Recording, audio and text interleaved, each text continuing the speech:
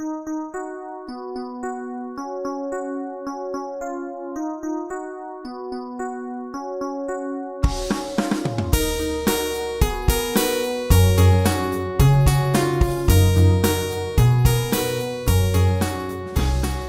deuxième partie de ce cours, 11e cours sur l'existence de Dieu, démonstration de l'existence de Dieu.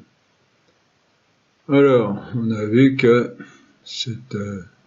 cette existence n'était pas objet de foi, qu'elle peut être et qu'elle doit être démontrée par la raison naturelle, c'est-à-dire l'homme sans la foi, sans, dirait-on, aucune aide de Dieu. Bon, Dieu est toujours présent d'une certaine manière, déjà à la création. Et puis, pardon. Et puis dans notre vie aussi, il est présent toujours, mais bon. Alors, donc, on peut connaître Dieu par démonstration rationnelle, scientifique, pas au sens d'aujourd'hui, hein, au sens rationnel avec départ dans la réalité et processus rationnel avec la logique philosophique, dont la logique mathématique n'est qu'une partie, hein, en fin de compte. Pardon. Alors, on peut le faire, on doit le faire, seulement la difficulté, c'est que cette connaissance de l'existence de Dieu ne peut pas être une connaissance directe, comme tout ce que nous connaissons habituellement, car, premièrement, Dieu est un être purement spirituel, donc immatériel. Hein, vous voyez, suivez bien, parce que on a déjà démontré qu'on doit pouvoir connaître Dieu nous-mêmes uniquement naturellement. Seulement là, on va poser quand même les conditions. Premièrement, Dieu est un être purement spirituel, donc immatériel, et ainsi, il n'est pas objet d'expérience, de notre expérience à nous. Parce que notre expérience à nous est avant tout sensible. Hein. On ne peut Dieu ni le voir ni le toucher comme un objet d'expérience sensible, car tout ce que l'on connaît, nous, est connu par l'intermédiaire de la sensibilité. On en a déjà parlé hein, dans nos cours sur la connaissance, vous voyez, comme ils reviennent régulièrement. Hein.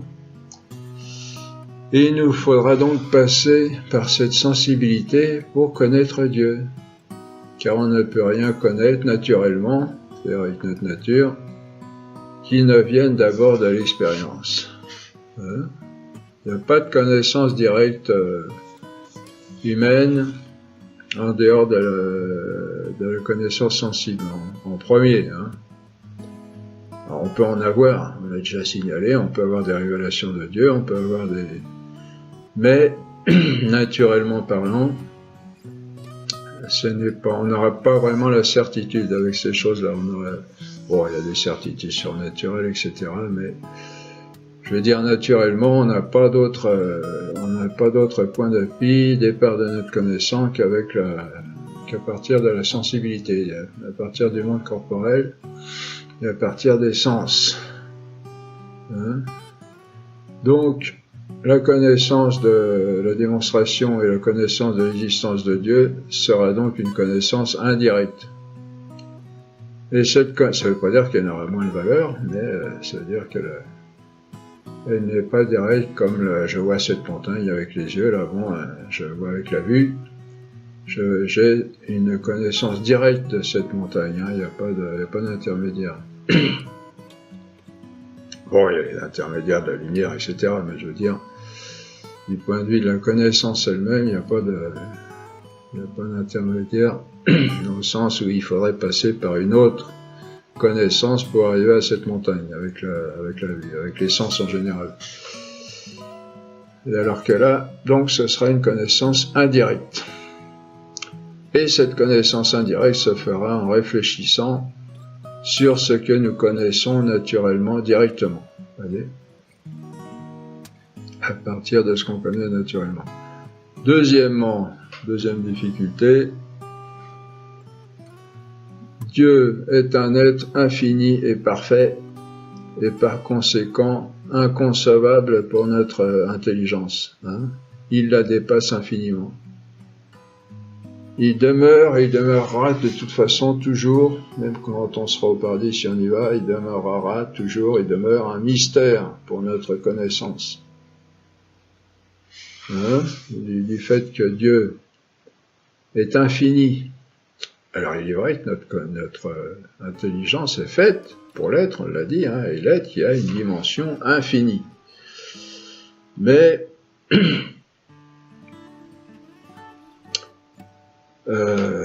comment dire, on n'a pas une intelligence d'une amplitude qui puisse nous faire connaître Dieu dans son infinité. Vous voyez ? On va le connaître, on le connaîtra déjà sur cette terre-là, et on va déjà commencer à le connaître naturellement en démontrant son existence. On va découvrir en lui des perfections. Ça ne veut pas dire qu'on ne pourra rien connaître de Dieu, toujours faire attention entre tout et rien. On ne pourra pas tout connaître de Dieu dans son infinité, mais ça ne veut pas dire qu'on ne pourra rien en connaître. Donc il y a un équilibre entre les deux. Mais Dieu demeurera toujours un mystère pour notre connaissance, et ça c'est la définition native du mot mystère, c'est-à-dire un mystère, et ça ne s'applique qu'à Dieu d'ailleurs, un mystère c'est quelque chose qu'on peut connaître, mais qu'on ne pourra jamais connaître complètement. Bon, c'est une réjouissance en fin de compte, entre parenthèses, au paradis, on n'aura jamais une connaissance exhaustive de Dieu, ce qui nous permettra de découvrir sans cesse, d'être sans cesse émerveillé de la beauté de cet être infini de toutes les manières, toutes les meilleures manières. Donc, pour ces deux raisons, il n'est pas question pour l'intelligence humaine d'une connaissance directe de Dieu. Ce fait entraîne que la première chose à faire dans cette recherche sera de rejeter les philosophies qui ont prétendu à une connaissance directe de Dieu. Vous voyez, rien de plus logique. Parmi celles-ci, nous avons l'ontologisme. L'ontologisme qui vient du verbe être, en grec, ontos, en grec, être. Une philosophie professée par Malebranche au XVIIe siècle et par Rosmini 2 siècles plus tard.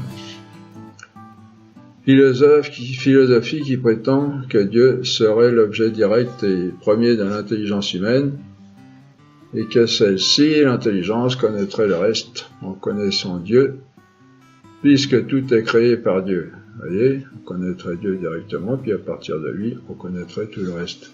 Bon. Il y a là une confusion entre l'intelligence humaine et l'intelligence divine. Vous voyez ? Parce que l'objet formel de l'intelligence humaine n'est pas l'être divin, mais l'être comme notion analogue, comme on l'a vu, à travers les natures intelligibles de tous ces êtres qui nous entourent et que nous sommes. Et ne connaissant pas l'être divin directement, l'ontologisme a aussi été condamné par l'Église. Vous voyez, on fait encore appel à nos cours sur la connaissance. Là, on se rappelle ce que veut dire l'analogie de l'être. L'être, une notion analogue. Bon, je disais que il n'est pas absolument nécessaire de comprendre cet aspect de l'être, parce que c'est assez difficile en fin de compte, mais vous voyez qu'on en a besoin quand même. C'est comme toujours, si on veut quelque chose de bien, il faut mettre le prix. Sinon, on peut mettre un prix plus raisonnable, mais on aura moins. Une autre fille, dans tous les cas, on peut revenir avec ces vidéos. L'avantage, c'est qu'on peut revenir à n'importe quel endroit quand on veut et retravailler des parties qu'on avait un peu négligées en n'en voyant pas tellement l'importance, et par la suite, en se rendant compte de cette importance, on peut On peut y revenir et les travailler. Donc, une autre philosophie, l'immanentisme, mot qui vient du latin immanere et qui veut dire demeurer à l'intérieur, prétend que Dieu serait présent au-dedans de nous et perceptible directement ainsi. L'Église a aussi condamné cette erreur dans l'encyclique Pascendi de Saint Pie X. Pascendi, c'est-à-dire P-A-S-C-E-N-D-I, ou Pascendi, si vous voulez, avec la prononciation du latin classique. L'encyclique Pascendi de Saint Pie X et dans celle de Pie XII, Humani Generis. Nous l'avons déjà remarqué, en toute philosophie, il y a quelque chose de vrai au départ, en toute philosophie, en tout courant philosophique, hein. Et ensuite, souvent, malheureusement, des déviations. Hein. Ce qu'il y a de vrai en celle-ci, ces courants philosophiques, en ceci, c'est que Dieu est présent en nous comme cause d'existence. Mais il n'est pas ainsi objet d'expérience. Vous voyez ? Sans Dieu, on n'existerait pas. Hein.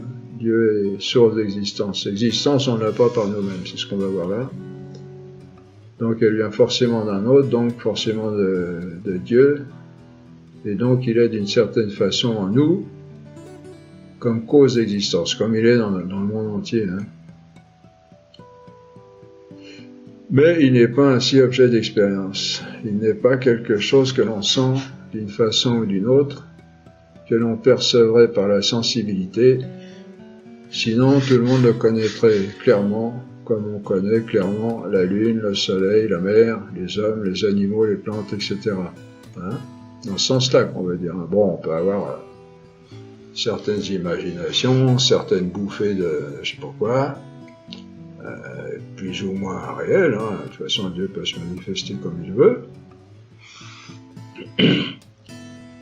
mais on n'aura pas une connaissance aussi claire, nette et précise que ce qu'on connaît habituellement dans notre connaissance naturelle, à partir du monde corporel. Et l'intelligence ne peut rien connaître sur cette terre qu'à partir du monde sensible, comme on l'a vu et comme on le sait bien. Vous voulez dire, quelqu'un peut dire j'ai vu Dieu, bon, bah, d'accord, peut-être. Mais quelqu'un vous dit bah, j'ai vu un supermarché Carrefour, là, il n'y a pas loin, bon, là on va le croire que bon. On n'aura pas de difficulté à le croire. Mais quelqu'un qui vous dit j'ai vu un ange, on se posera des questions parce que c'est pas notre façon naturelle de connaître. C'est quelque chose d'exceptionnel. Ça peut arriver, mais bon. Ces philosophies reposent sur la regrettable confusion entre ce qui est du domaine de la raison et donc naturel et ce qui relève du spirituel et touche à la vie mystique. Il peut arriver, comme dans la vie des saints, hein, par la vie spirituelle de la grâce, qu'il se produisent des phénomènes mystiques d'ordre sensible de la présence de Dieu en nous. Hein. Comme il peut y avoir des perceptions sensibles de la présence des anges, mais cela relève de la foi, de la grâce. Hein. Il y a des gens qui ont sensiblement qui touche du doigt, du cœur, si on peut dire, la présence de Dieu, hein, présence qui est plus ou moins forte, selon qu'il se rapproche ou s'éloigne de lui, par la prière ou par les sacrements. Même des gens qui avaient constamment, je crois que le Padre Pio, il voyait son ange gardien constamment. Hein. Mais on ne peut s'appuyer sur ces expériences pour démontrer quelque chose du domaine naturel et général pour l'homme. Nous n'avons, c'est pas démonstratif, vous voyez, les gens peuvent vous dire, bah, je vois constamment mon ange gardien, bon, d'accord, mais c'est pas une démonstration dont on pourrait tirer la certitude. Vous voyez, le but de la démonstration, c'est d'obtenir la certitude. Et en ce domaine-là, on ne peut pas avoir de certitude. Du moins démonstratif pour tout le monde. On a des certitudes de foi, par la grâce de Dieu, qui peuvent être bien plus fortes que les certitudes naturelles, mais ce sont des cas spéciaux, et ce sont des grâces de Dieu qui sont données à titre particulier.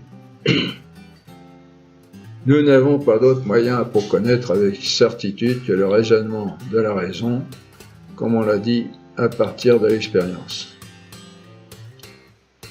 On voit, bon, je répète, de manière générale, pour l'homme, pour tout homme, mais il peut y avoir des cas particuliers où des personnes vivent quelque chose de très fort, mystique avec Dieu, et qui peuvent avoir des certitudes aussi fortes et même bien plus grandes que dans la vie naturelle. Mais il faut toujours se méfier, il faut toujours être très prudent, parce que dans ce domaine-là, il n'y a pas que Dieu, il y a aussi le démon qui peut commencer à se déguiser en ange de lumière, et qui peut se faire passer pour Dieu ou par des anges envoyés par Dieu. Hein, faut être très... Et là, on n'a pas tellement de points de repère, si vous voulez. Donc, il faut être très prudent, il faut avancer comme sur des œufs, hein, dans cette vie-là. Et si c'est Dieu, ben on se réjouit, tant mieux. Et puis, avec l'expérience spirituelle, mystique, on arrive à avoir une certaine certitude, hein, mais toujours avec une certaine aussi prudence, une certaine, disons, pas méfiance, mais vous voyez, une certaine prudence, faire attention, toujours être sur ses gardes et prier le Seigneur pour qu'il nous éclaire et qu'il ne nous laisse pas aller dans l'erreur. On voit bien le cercle vicieux de ces doctrines qui s'appuient d'abord sur leur expérience interne pour démontrer l'existence de Dieu, et ensuite s'appuient sur l'existence de Dieu pour dire qu'ils connaissent le monde, dont leur expérience interne. Il y a là une confusion entre la vie spirituelle de la grâce et le domaine naturel de la raison humaine. Bergson aussi est tombé dans cette erreur, d'après Claude Polo, le successeur de Jean Dejas. Il faut être reconnaissant à ce philosophe Bergson d'avoir, au milieu du matérialisme triomphant à son époque, puis encore aujourd'hui, au niveau de la pensée réintroduit des valeurs d'ordre spirituel. L'erreur, c'est qu'il s'est appuyé sur l'expérience des mystiques qui l'intéressaient pour justifier des points concernant la raison. Il ne faut pas mélanger les domaines, comme on vient de le dire. Hein. On ne peut pas s'appuyer sur les expériences mystiques pour démontrer quelque chose de naturel, c'est pas le même domaine.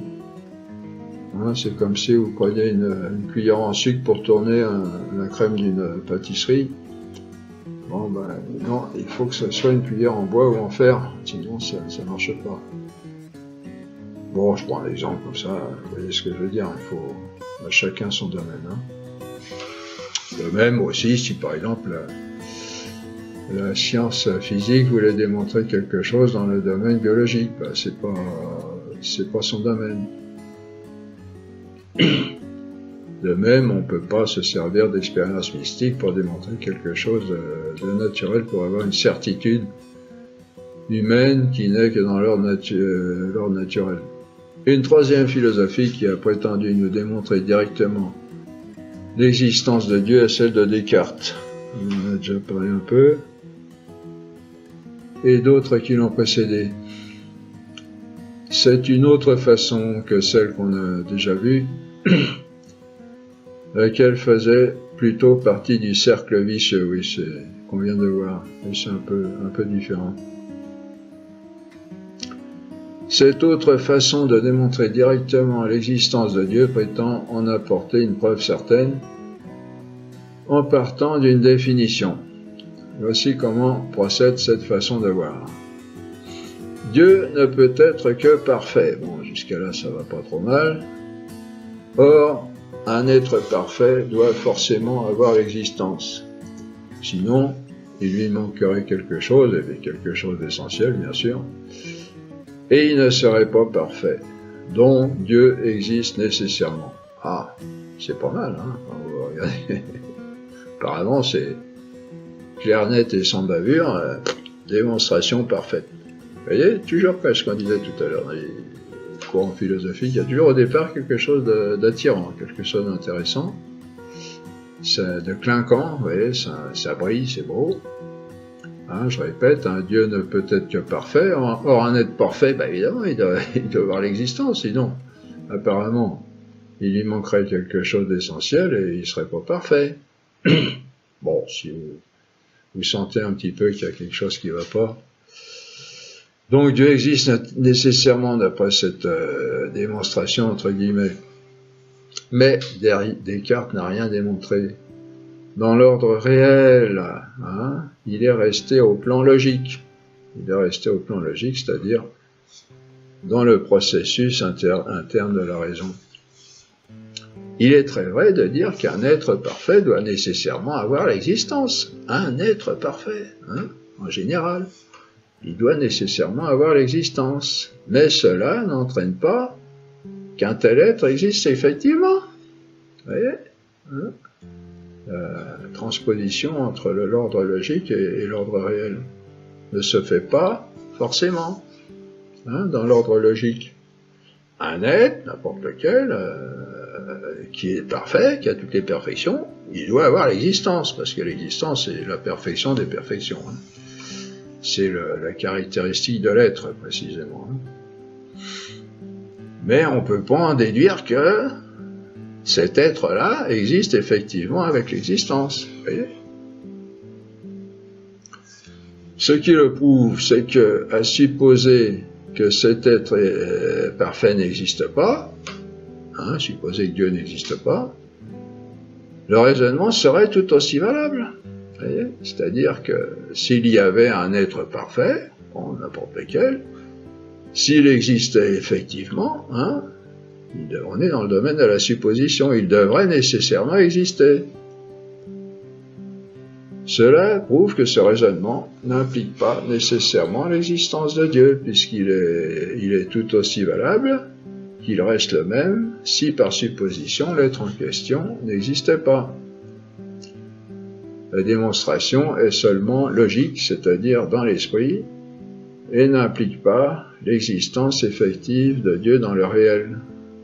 Bon, disons plus précisément que la logique est bonne dans la mesure où elle reste bien collée à la réalité.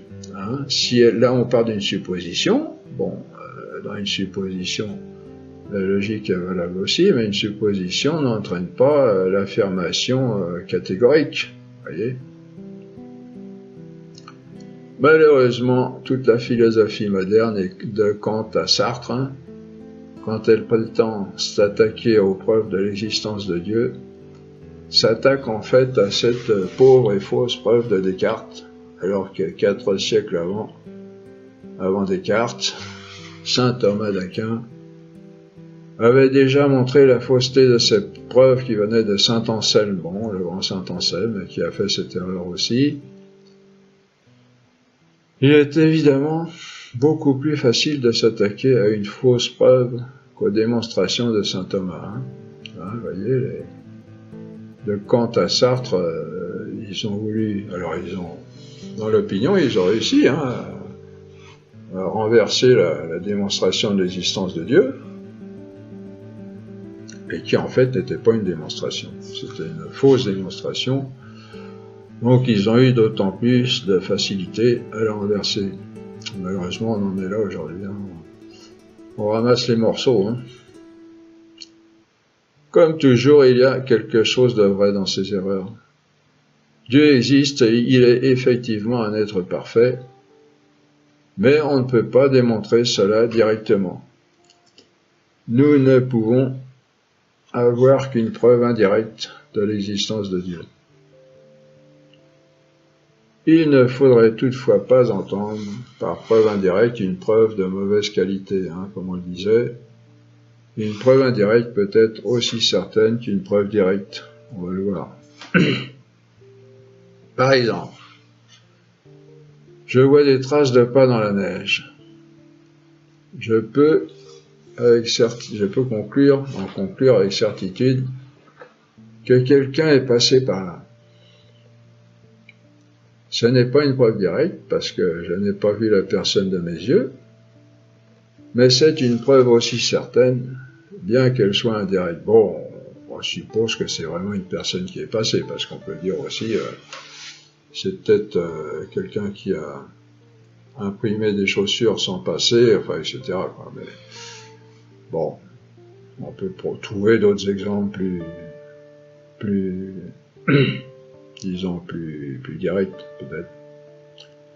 Un autre exemple, on voit une fumée s'élever dans les bois. On ne voit pas le feu, mais on en conclut qu'il y en a certainement un. On a même un dicton, hein, vous savez, à ce sujet, pas de fumée sans feu. C'est une preuve indirecte de l'existence de Dieu, du feu. Pardon. On ne voit pas le feu directement, mais la fumée est une preuve tout à fait certaine, bien que indirecte. Vous voyez, pas de fumée sans feu. Bon, sauf si on prend de la vapeur pour de la fumée. Bon, là, après, il faut... Bon. La démonstration de l'existence de Dieu repose sur un raisonnement similaire qui part des effets visibles que l'on observe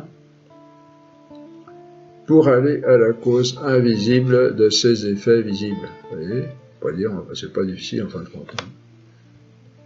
C'est ce que l'on a remarqué tout à l'heure dans l'épître aux Romains de saint Paul, hein, premier chapitre, versets 19-20.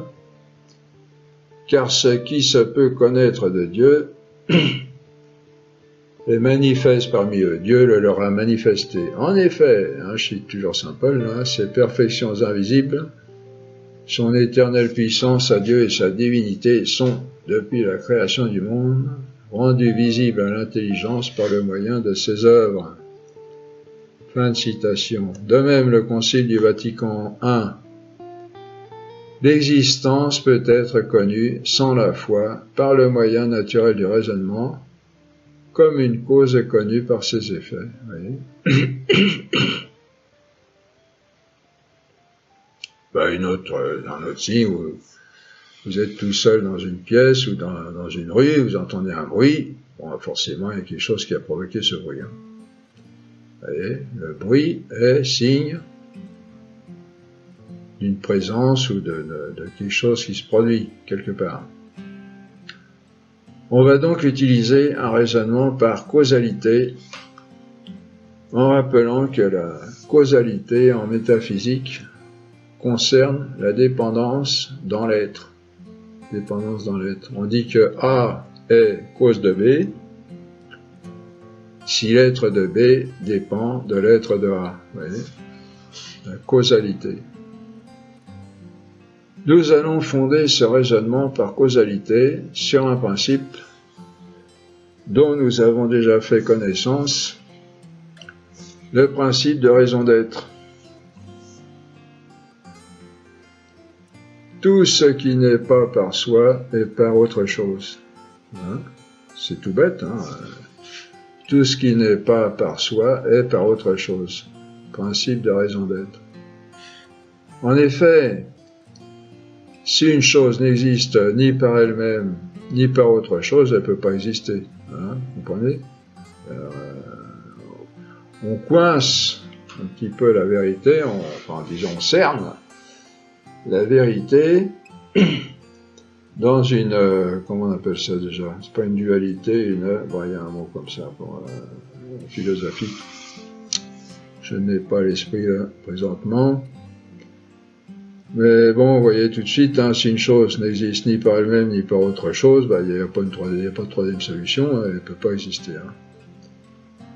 Car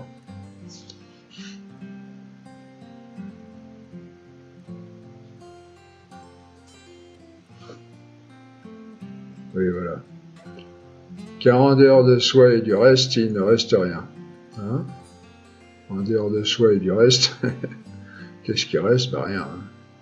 Il n'y a donc pas d'autre issue. Si une chose existe, elle existe forcément, soit par elle-même, soit par autre chose.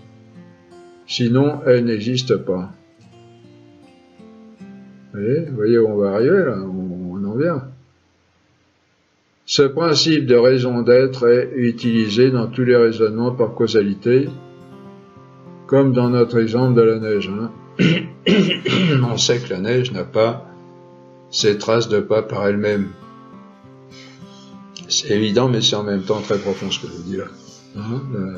Quand la neige tombe, il se produit un tapis blanc immaculé sur le sol. La neige par elle-même, elle n'implique pas des traces de pas en elle. Vous voyez, ça s'appelle avoir cela dans son essence, dans sa nature. C'est-à-dire que quand quelque chose, un être a de nature quelque chose, dès l'instant où cet être existe, il a sa nature, il a cette chose avec. Vous voyez, la neige n'implique pas de nature en elle-même d'avoir des traces de pas en elle. C'est produit par autre chose. Pour mieux comprendre ce principe, il faut préciser ce que veut dire être par soi ou être par autre chose. Oui, je viens de vous le dire déjà un peu, mais il n'est pas inutile de le répéter parce que c'est quelque chose de pas évident. Ce sont des grands principes métaphysiques profonds, assez difficiles à saisir.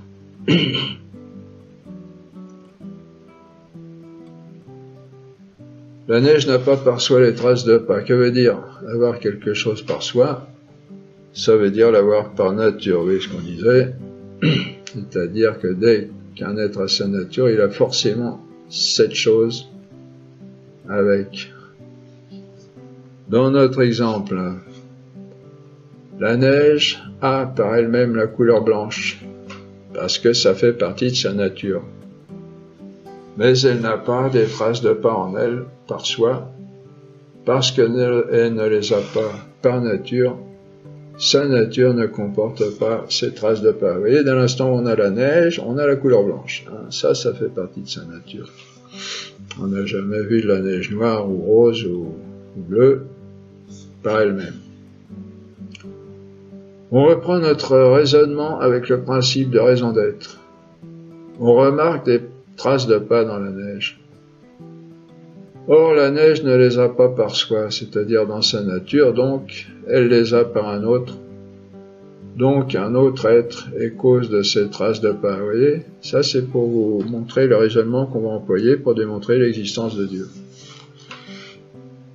De même, en ce qui concerne les aiguilles d'une montre, un autre exemple. Même si on ne sait pas comment fonctionne une montre, on sait que ces aiguilles n'ont pas le mouvement par elles-mêmes. Car si on les démonte, si on les pose sur la table, les aiguilles, elles ne tourneront pas comme dans leur cadran. Vous voyez, il y a quelque chose dans la montre, derrière le cadran, qui les fait tourner, appelé un mécanisme. On est obligé de reconnaître que ces aiguilles qui n'ont pas le mouvement par elles-mêmes l'ont forcément par autre chose, par quelque chose d'autre, même si on ne connaît pas la nature de ce quelque chose d'autre. Vous voyez, on peut démontrer l'existence sans connaître la nature. Et retenez bien ça, parce que ça va nous servir aussi. De même, pour les traces de pas dans la neige, on n'est pas obligé de savoir que ce sont des traces de pas humains. On peut faire la déduction sans connaître la nature de la cause des traces de pas. Il suffit de dire quelque chose d'autre, un autre être. Vous voyez, donc on englobe aussi le cas où ça pourrait être une imitation de quelqu'un qui est passé par là sans qu'une personne soit passée. Le raisonnement est tout aussi valable. Le raisonnement par causalité conduit à l'existence d'un être, même sans connaître la nature de cet être. C'est pratique, justement, par rapport à Dieu, c'est que comme le sujet est très complexe, est très important, on va pouvoir procéder par étapes. Alors nous allons utiliser, vous en doutez, ce genre de raisonnement pour démontrer l'existence de Dieu. Vous voyez, c'est tout simple en fin de compte. Et on va partir de l'existence pour aboutir à l'existence. On va partir de l'existence des êtres corporels à l'existence de Dieu. voyez. De ce fait, ce sera une démonstration assez simple, mais en même temps très profonde et très forte, imparable, et qui va nous ouvrir sur de nombreuses connaissances de Dieu, très certaines et très profondes aussi, et très importantes. Hein, c'est l'avantage de la métaphysique, qui a une puissance de démonstration et de connaissance, en peu de mots, très simple. C'est donc de l'existence de tout ce qui existe autour de nous que nous allons partir. Mais auparavant, hein, voyons, on fait du bon travail, on soigne, on s'applique. Mais auparavant, il nous faut montrer quelque chose dont nous allons avoir besoin pour cette démonstration. Vous savez, c'est basique, c'est central, hein, ce qu'on dit là, pour toute la religion. Hein. S'il n'y a pas ça, la religion n'est pas possible. Mais auparavant, il nous faut montrer quelque chose dont nous allons avoir besoin pour cette démonstration. C'est que les êtres de ce monde n'ont pas l'existence par eux-mêmes. Hein? Ils existent, c'est un fait. La question c'est, ont-ils l'existence par eux-mêmes? Ah, là ça va pas être très facile de même. Donc, suivez bien. Et auparavant encore, il nous faut préciser ce que veut dire avoir l'existence par soi-même et ne pas avoir l'existence par soi-même. On vient de voir que avoir quelque chose par soi-même, ça veut dire l'avoir dans sa nature. Dans notre exemple de la neige, on a vu que la neige n'a pas les traces de pas par elle-même, mais par contre, elle a la couleur blanche par elle-même, parce qu'il appartient à sa nature de neige d'avoir la couleur blanche. La neige ne peut pas faire autrement que d'avoir la couleur blanche, parce que dès qu'elle existe, qu'elle a sa nature, du même fait, elle a la couleur blanche. Hein. Avoir quelque chose par soi-même, ça veut donc dire l'avoir par nature, comme la neige a la couleur blanche par elle-même. Par contre, les cristaux de neige peuvent être de différentes formes. Cela ne fait pas partie de sa nature de neige que ces cristaux aient toujours la même forme, vous voyez. Les cristaux de neige peuvent avoir telle ou telle forme, c'est toujours de la neige, vous voyez. On comprend ainsi ce que veut dire avoir on parle de la forme des cristaux, on ne parle pas des cristaux, hein, eux-mêmes. On comprend ainsi ce que veut dire avoir l'existence par soi et ne pas avoir l'existence par soi-même.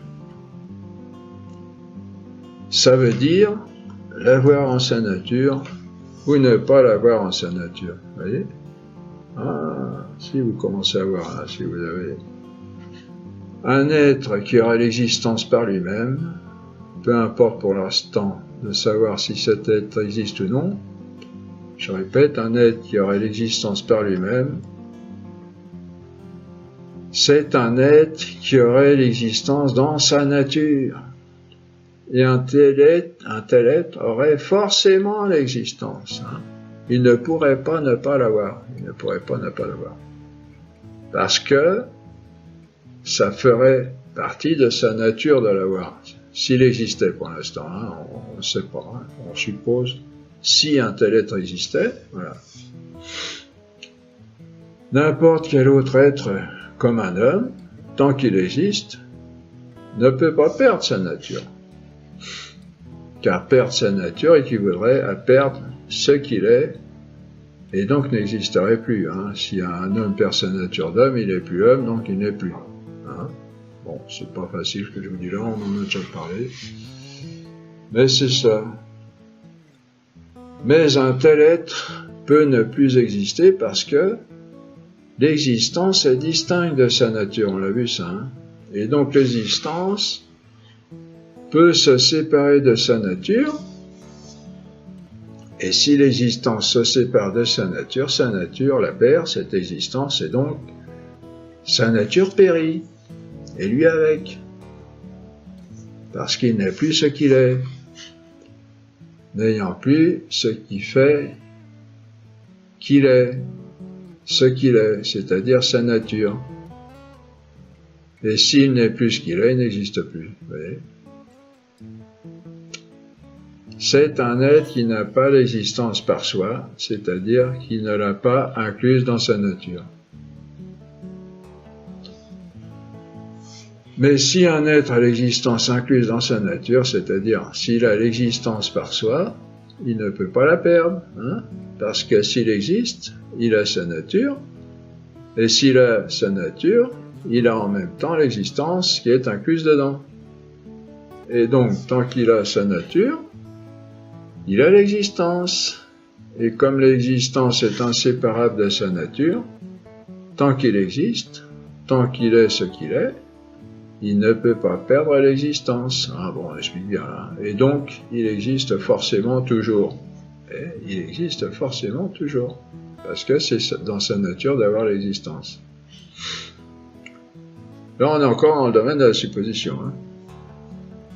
Un tel être, s'il existe, hein, il ne peut pas ne pas exister. Vous voyez ? C'est ce qu'on appelle en philosophie un être nécessaire. C'est-à-dire qui ne peut pas ne pas exister. Un être qui a l'existence par lui-même, c'est un être nécessaire, c'est-à-dire qui ne peut pas ne pas exister.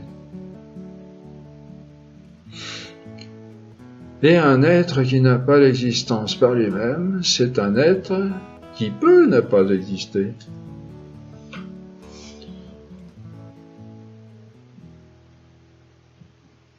Dont l'existence ne fait pas par conséquent partie de sa nature. Il n'est pas dans sa nature d'exister, en sorte qu'il peut perdre l'existence et ne pas l'avoir du tout. On appelle un tel être en philosophie, par opposition à l'être nécessaire, un être contingent.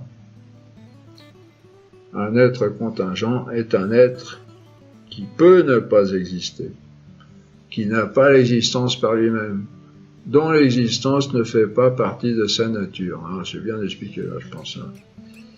Et être nécessaire, être contingent. Bon. On montre maintenant que les êtres de ce monde n'ont pas l'existence par eux-mêmes. On peut le montrer de deux façons. Par le changement. Tout change. Le monde, les plantes, les animaux. Nous-mêmes, nous grandissons, nous nous développons, nous vieillissons. Nous n'existions pas il y a 100 ans et nous n'existerons certainement pas dans 100 ans, du moins sur la Terre. D'autres hommes n'existent pas maintenant qui existeront peut-être dans 100 ans. Or, le fait que les êtres corporels ont commencé prouve, s'ils ont pu exister, ce qui est le cas actuellement, ils auraient pu aussi ne pas exister. Voyez ? Nous-mêmes, nous aurions pu ne pas exister. Hein ? Si notre papa s'était marié avec une autre femme que notre maman, ça aurait pu arriver. Hein ? On aurait pu ne pas exister. Cela prouve que les êtres de ce monde ne sont pas des êtres nécessaires, c'est-à-dire qui ne peuvent pas faire autrement que d'exister. Mais du fait qu'ils peuvent exister ou pas, prouve que ce ne sont pas des êtres nécessaires, mais des êtres contingents, c'est-à-dire des êtres possibles, qui peuvent ne pas exister. Or, on vient de montrer que les êtres contingents n'ont pas l'existence par eux-mêmes. Donc les êtres de ce monde n'ont pas l'existence par eux-mêmes. Vous voyez la démonstration, ça s'appelle un syllogisme. Hein.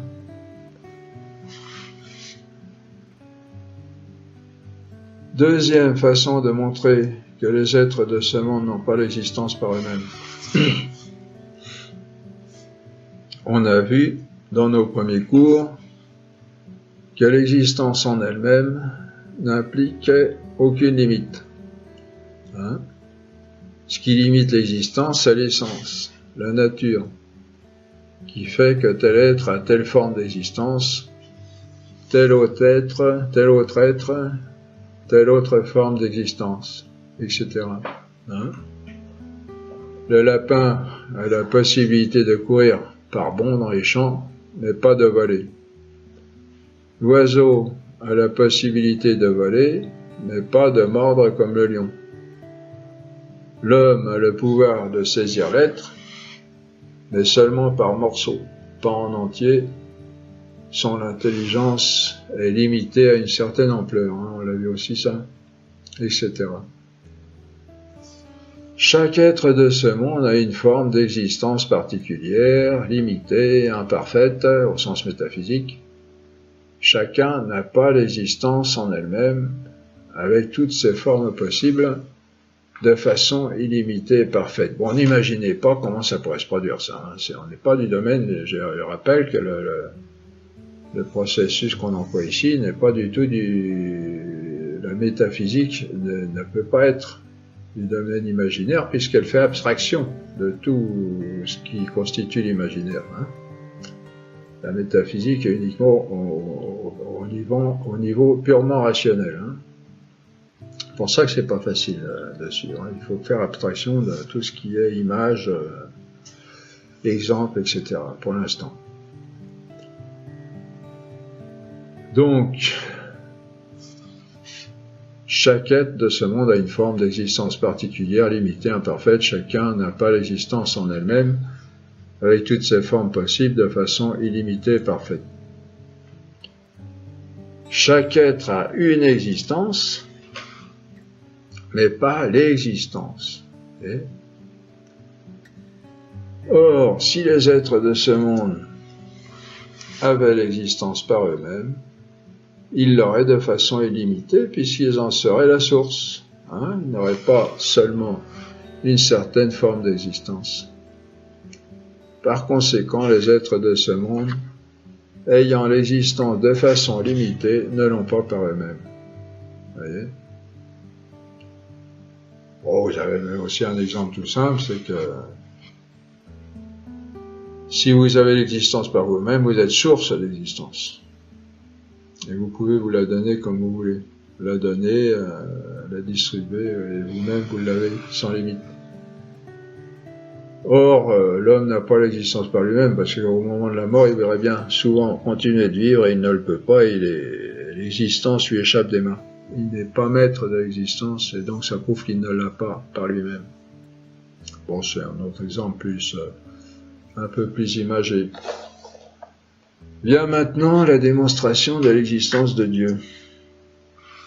Vous voyez, ça se déroule bien. C'est profond, c'est serré, mais en même temps, vous voyez, on a fait tous nos efforts pour que ce soit le mieux, je pense, le mieux exposé possible, le plus clairement. Nous venons de voir que les êtres de ce monde n'ont pas l'existence par eux-mêmes. Or, d'après notre principe de raison d'être, si les êtres n'ont pas l'existence par eux-mêmes, ils doivent nécessairement l'avoir par un autre. Et cet autre, soit il a l'existence par lui-même, suivez bien, soit il l'a par un autre. S'il l'a à nouveau par un autre, cet autre, soit cet autre l'a par lui-même, soit il l'a par un autre. Or, on arrête, on peut monter comme ça pendant longtemps. Alors on dit, or, on peut remonter loin cette chaîne d'êtres qui ont l'existence par un autre, mais pas indéfiniment. Il faut nécessairement arriver à un être qui a, lui, l'existence par lui-même, qui ne la tient pas d'un autre. Pourquoi ? En effet, on ne peut pas remonter indéfiniment ainsi la chaîne des êtres qui n'ont pas l'existence par un autre être, parce que cela supposerait qu'il y aurait un nombre infini de ces êtres. Or, un nombre infini d'êtres n'est pas possible. Car un nombre déterminé, aussi grand soit-il, est forcément déterminé. C'est-à-dire fini. Il ne peut pas être infini. Vous voyez ? On peut supposer un nombre infini en puissance, c'est-à-dire en possibilité, qui peut augmenter sans fin, qui peut augmenter, puissance, qui peut augmenter sans fin, mais en acte, c'est-à-dire déterminé, un nombre aussi grand qu'on le suppose est forcément fini.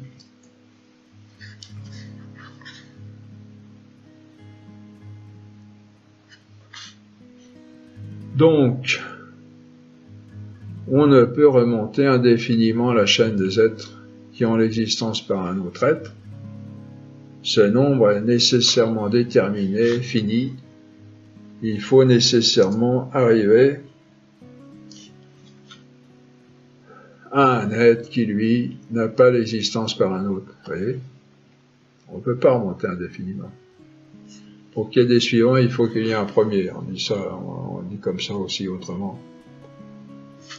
Or, d'après notre principe de raison d'être, un être qui n'a pas l'existence par un autre l'a forcément par lui-même. Vous voyez ? Pas. Ah, il est long. Là, on cerne la vérité, il n'y a pas d'échappatoire possible.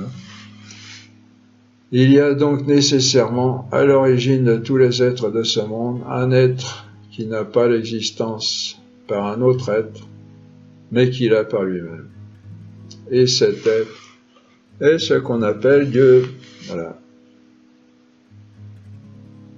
C'est un être qui a l'existence par lui-même, et on a vu qu'un tel être a forcément l'existence sans aucune limite, à l'infini, parce qu'il est, par ce fait même, source d'existence. Alors une remarque dans tout ça. Attention à ne pas confondre l'infini en nombre dont on vient de parler, qui ne peut être infini qu'en puissance et non en acte, et l'infini de l'être, de l'existence comme en Dieu, qui peut être infini en acte, comme n'étant déterminé par aucune nature particulière. Bon, là, c'est extrêmement profond ce que je vous dis là. Prenez-le comme il est pour l'instant, oubliez-le, revenez-y, on touche au mystère. On y reviendra dans le cours suivant, quand on étudiera les perfections de Dieu. On remarque bien que cette démonstration considère les choses dans leur existence elles-mêmes. Nous sommes au 3e degré d'abstraction, celui de l'existence de la métaphysique,